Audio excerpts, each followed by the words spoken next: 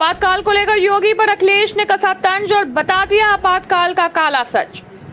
योगी ने भी किया पलटवार और आपातकाल को बता दिया बेकार। नेता ना भूले अपनी संस्कार, जनता ही है सरकार। हमारे साथ समझिए पूरा मामला। आखिर आपातकाल पर क्यों हो रही यूपी में सबसे बड़ी सियासत? क्या यूपी की राजनीति में आने वाली है बड़ी आफत?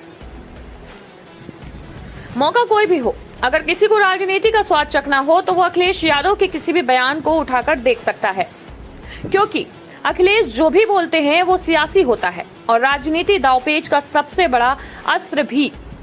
अब मौका 25 जून का था तो अखिलेश के दिमाग को आपातकाल वाला समय याद आ रहा था, लेकिन अब उस 25 जून 1975 वाले आपातकाल को अभी से कैसे जोड़ा जाए? इस कला में अखिलेश यादव को महारत हासिल है, यानी कौन शब्द कहां और कब बोलना है ताकि उसका राजनीतिक अर्थ निकल सके। इस बात से अखिलेश यादव भली भांति वाकिफ है। वो तभी तो सपाट मैदान को भी सियासत का मैदान बता देते हैं और उस मैदान में सियासी शब्द बाढ़ भी चला देते हैं ताकि राजनीति में गर्माहट बनी रहे। दरअसल अभी हाल ही में यूपी के पूर्व मुख्यमंत्री अखिलेश ने ट्वीट आपातकाल को याद करते हुए भाजपा पर तंज कसा और कहा कि आज के ही दिन आपातकाल लागू हुआ था। वो एक पुराना इतिहास है, लेकिन आज भी आपातकाल है। अगर आज आप बोलेंगे तो आपके खिलाफ कार्यवाही हो जाएगी। आज का आपातकाल ऐसा है कि आप तक सच्चाई नहीं पहुंचेगी। इस सरकार से कोई न्याय की उम्मीद नहीं कर सकता। आज के आपातकाल के हालात पहले से ज्यादा खराब हैं, तो वहीं अखिलेश के साथ योगी ने भी आपातकाल को लेकर लिखा, लेकिन योगी का विचार अखिलेश से बिल्कुल अलग था, यानी कि कांग्रेस पर हमला। दरअसल योगी ने ट्वीट कर कहा, आपातकाल के 48 वर्ष बाद आज के दिन को याद करते हुए लिखा कि भारत के महान लोकतंत्र को अक्षुण्ण रखने हेतु बिना डरे, बिना डिगे, बिना झुके कूट तानाशाही का प्रखर प्रतिकार करने वाले समस्त हुतात्माओं को नमन।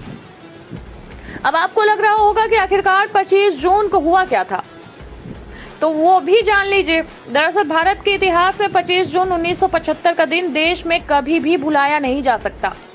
ऐसा इसलिए क्योंकि इस दिन तत्कालीन प्रधानमंत्री इंदिरा गांधी के कहने पर राष्ट्रपति फखरुद्दीन अली अहमद ने देश में रात 11:45 पर आपातकाल की घोषणा की थी। देर रात ही बड़े विपक्षी नेताओं की गिरफ्तारी शुरू हो गई और मीडिया संस्थान पर शिकंजा कसा जाने लगा। इस दौरान कई ज्यादतियों की खबरों भी सामने आई।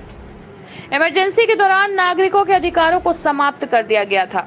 इंदिरा के राजनीतिक विरोधियों को गिरफ्तार कर जेल में डाल दिया गया था, लेकिन इस आपातकाल के बाद में बहुत विरोध किया गया था और नौबत यहां तक आ गई थी कि प्रधानमंत्री इंदिरा गांधी को अपना पद तक खोना पड़ा था।